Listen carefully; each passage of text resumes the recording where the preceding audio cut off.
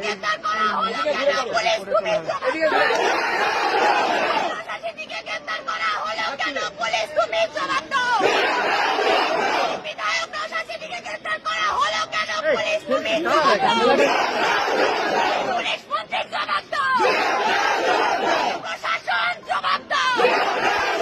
জবাব তোমায় দিতেই হবে। জবাব তোমায় দিতেই হবে। নইলে গদি ছাড়তে হবে। নইলে গদি ছাড়তে হবে। ISF জিন্দাবাদ।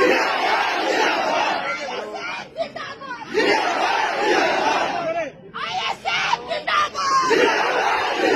নওশাদ সিদ্দিকীকে অবিলম্বে মুক্তি দিতে হবে। জিন্দাবাদ। নওশাদ সিদ্দিকীর মুক্তির দাবিতে